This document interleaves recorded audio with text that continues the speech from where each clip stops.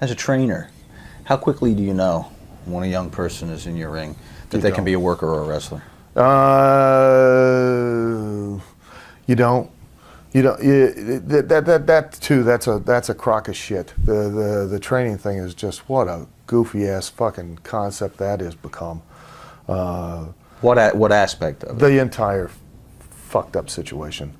Wrestlers are whores by nature, and we have literally whored ourselves out to the point of extinction. We have, when I broke into the business, it was, and people think that I'm joking when I say this, but it was easier to become a made man in the mafia than it was to get in the wrestling business. The reason why was because the guys, the men that were in it, protected it so, and that's what protect the business is, you dipshits. It isn't protect the business like people don't know it, so they don't know it's fake, retards. People always knew it was fake. Protect the business was to not allow anybody in it, because these guys have been doing it for literally 20, 30, 40 years, and that's all they did. They didn't paint houses on the side. They didn't mow lawns. They wrestled 7 days a week. That's how they fed their family. So they did absolutely everything they could do to protect the illusion as much as possible. So all it took, they knew, was to take one person and put them in that in anywhere on the card, and the illusion could possibly crumble because of that one person. So they kept everybody and anybody out of it as much as they possibly could. And then the advent of wrestling schools came along, and you know, you can trace this literally back. And if you don't believe me, I mean, if anybody wants to contradict me, you can all trace it all back to Larry Sharp. Larry Sharp had the Monster Factory. It was like really one of the wrestling schools. Because before that, a wrestler would take you in and train you. Usually they just took you to the YMCA or someplace that had some mats. And, you know, and they'd start teaching you the rudimentary things. And then where you really learned was you went in the ring. And you didn't, you know, like guys don't even have a match. I got a finish. You don't know what a fucking finish is. And people don't know what a finish is. They think they know what a finish is. They don't know what a finish is. It's not just one move you hit, you idiots. I can go into that discussion too if you want. I'll be more than happy to. He's over there going like this. I'll be glad to tell you what a fucking finish is. I'm smarting everybody up, but because of course you all think you're smart, but you're not. Which I love. The fact that, don't even get me started about the oxymoronic term of the fucking smart mark. That's even more retarded. But back to my original point was that you had wrestling schools. Well, you know, Larry Sharp was like the very first one, so it was a gimmick, and and being in close proximation, location-wise to New York. He was a media darling, so he got tons of publicity. He was very successful, made a ton of money, and, you know, whores that we are. Ooh, well, he laid down and did this. Well, I can too. Well, then a bunch of other wrestlers that had genuine understanding and experience open up schools, you know, and started training guys, which that was fine, you know.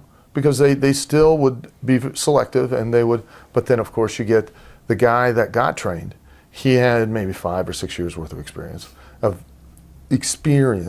He now goes and gets his, you know, ring in a school, and then it just kept going to the point where now you literally have guy A, train a guy he doesn't have, you know, a clue. In a room full of lights, they're all shut off for him, and now he's just churning them out.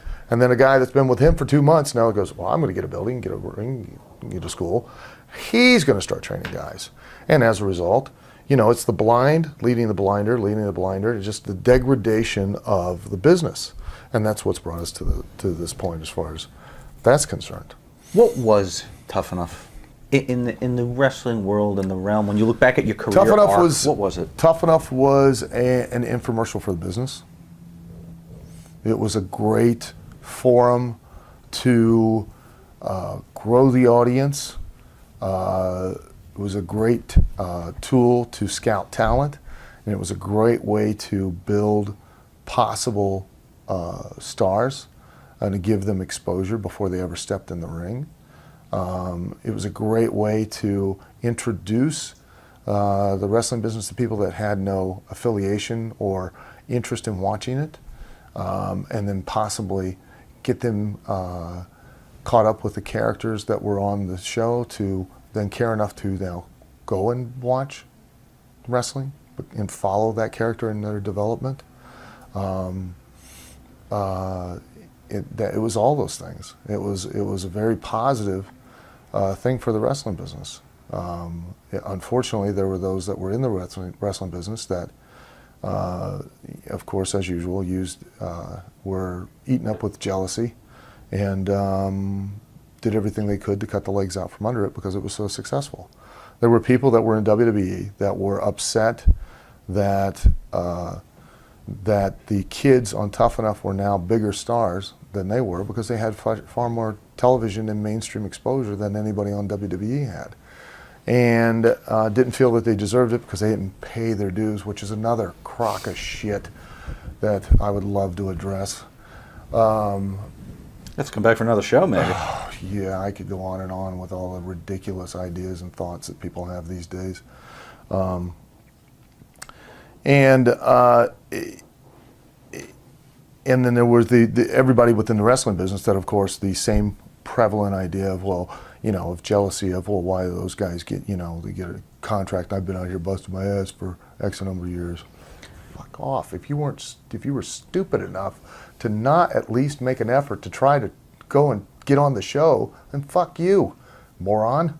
Were those guys poorly, and girls, poorly received once they got into the Federation because people thought they had taken a shortcut? Yeah, to a degree, yeah. But tell me one person, if you're honest with yourself, I'll tell you right now, if I'd had that chance 28 years ago, nearly 29 years ago, you tell me what grocery store your wife's coming out of. Make sure it's canned good day so she can't push the cart too fast because it's too heavy, and I'll run that bitch over. I'd have killed to have that chance. Who in their right mind wouldn't? And if you didn't, you're a jackass. I'll tell that to your face. How fucking stupid do you have to be? Did you have to straighten people out? Numerous times I've told, but he goes, well, what do you know? Well, you're right. What do I know? I've only been doing this for 29 years for a fucking living. Granted, you can talk about my level of success or whatever, but apparently I must know something if this is the way I've been feeding my family for nearly 30 years. Point well taken. I have one thing that a lot of people don't have. I have experience, negative and positive. And that, I think, has allowed me to understand more and view things in a different way because of all the negative experience I have that were my own mistakes. That were my, sure, there were things that were beyond my control, but at the end of the day, I was the one in the ring.